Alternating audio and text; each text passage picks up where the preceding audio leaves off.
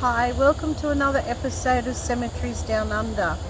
You would remember this cemetery as the story I did on Robert Buey, the man that shot down the Red Baron and didn't get any recognition for it at the time.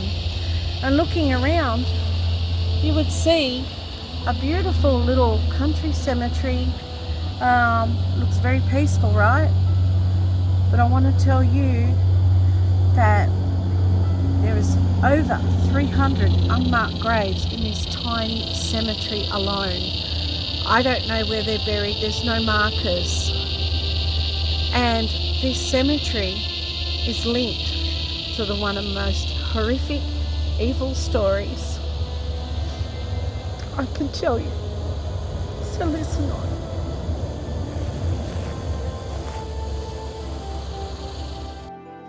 So Peat Island is an island on the Hawkesbury River in New South Wales. From 1911 to 2010, the New South Wales state government ran a disability institution on Peat Island. It caused people with disability to be exposed to violence, abuse, neglect and exploitation. People who lived on Peat Island showed resilience and survival. They built communities and formed lasting friendships. For the people with disability who lived on Peat Island, it was the only place they knew as their home. Peat Island is an 8-hectare island located on the Hawkesbury River. The small island is situated just north of Sydney and forms part of the suburb Mooney, sitting just upstream from Sydney Newcastle Freeway Bridge. These days, Peat Island is a forgotten piece of land drifting offshore.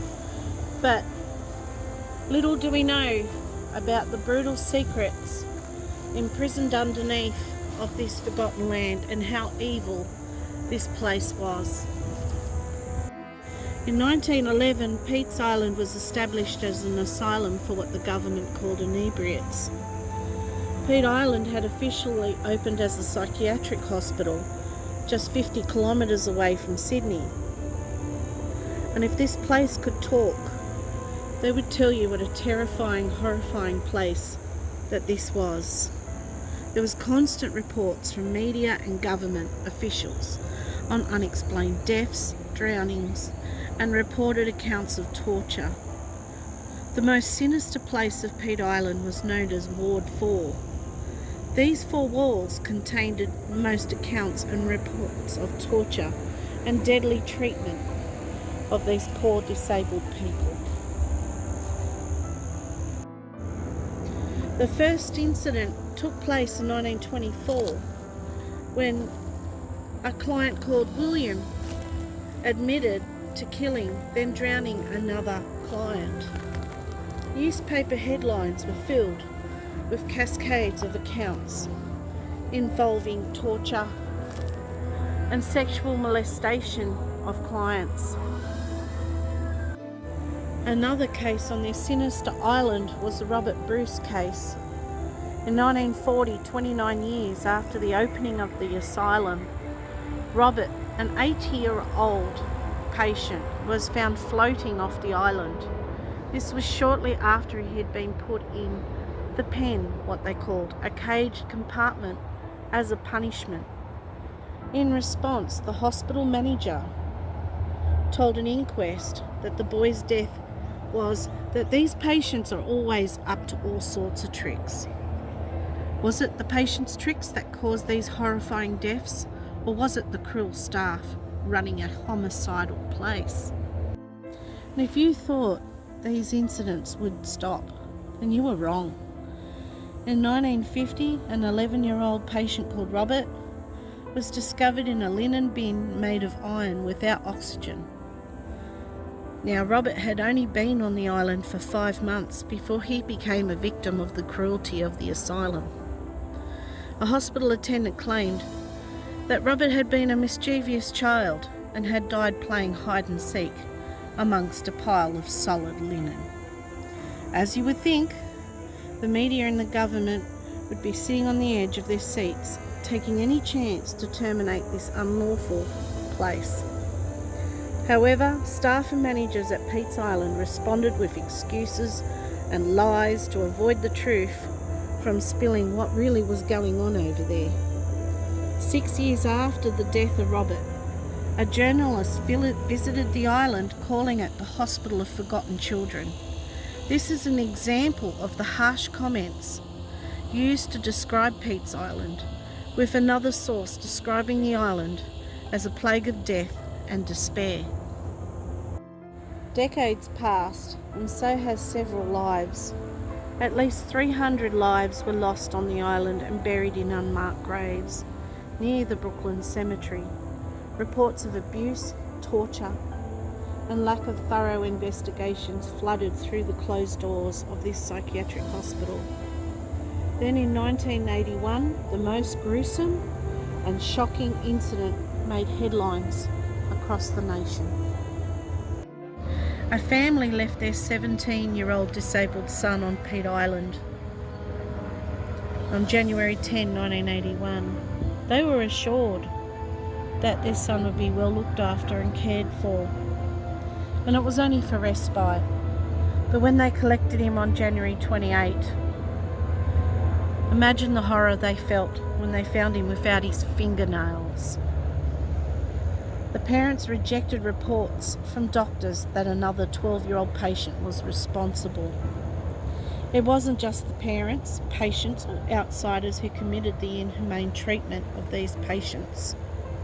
Another doctor who worked at the hospital for a year described Ward 4 as a prison. There was approximately 160 patient or residents, as they called. Some had been inmates for over 50 years. Many of the wards had an open door policy, but Ward 4 did not.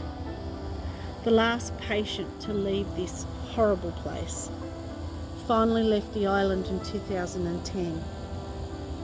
Today, the past remains on the island.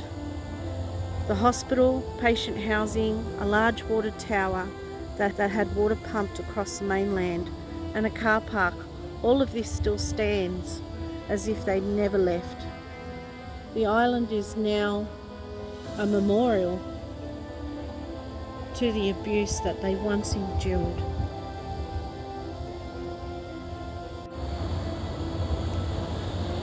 So I can tell you a real story that I know firsthand, as I've been a disability worker and a nurse for over 30 years, and I have come across patients from Peat Island.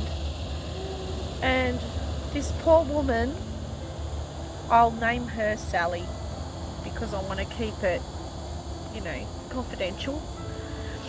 She only had a slight disability, development delay if you like, and she had schizophrenia, and she would have terrible nightmares, and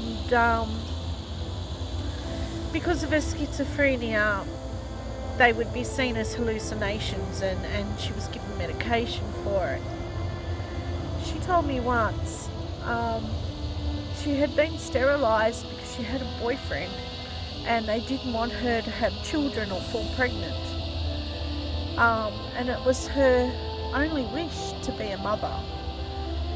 Now I feel in today's day, with the support we give the disability, that she could have became a mother and been a wonderful mother. But she also told me that when she lived on Peat Island, that how they used to shower them was take them out to the main asphalt and use fire hoses on them.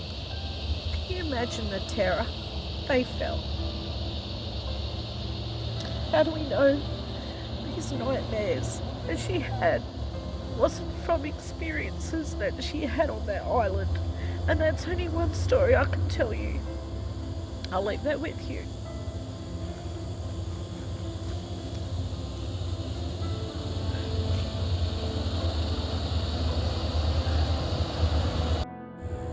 Sadly, a lot of these patients wouldn't have had families.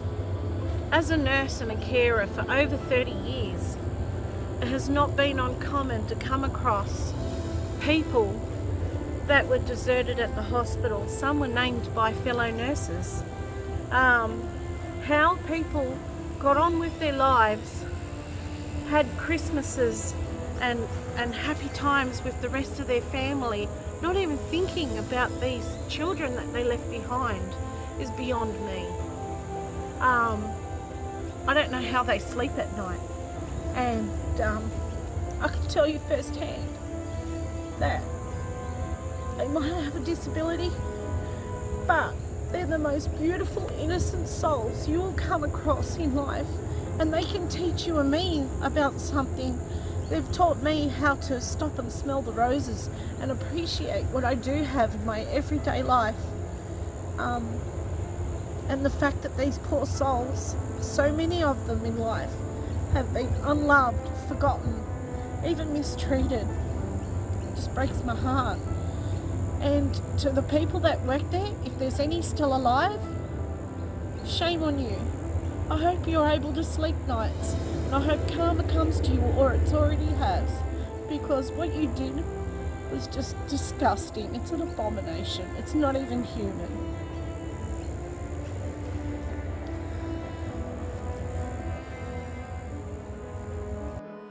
Looking around this cemetery, we don't know where they are. There's a lot of open areas, but we don't even know if they're in mass pits, because a lot of them, well, none of them have markers, so we don't even know where they are. Could be anywhere here, or even some of these people that do have loved ones could be buried on top of them. This we'll never know. So records are that there's about 300 people that are buried there. There is 2 headstones, maybe the 2 that aren't legible. There is some there that aren't legible anymore. But they were burying the patients on top of each other. These people had families, had abandoned them, and they were all buried in unmarked graves. The island was closed in 2010. Thank you for watching this episode. As you can see, it was a very emotional thing for me to do, and I put it off for a long time because, well, I just get so emotional and so angry when I hear of injustice, especially to people that are vulnerable. It's close to my heart, and it's just horrifying. I know there's been other places in the world where stuff like this has been told, but this is Australia's shame, one of them, and I needed it to be told. These guys here that are buried here somewhere need this story told. That's their voice, and I'm speaking for them. Have a good day.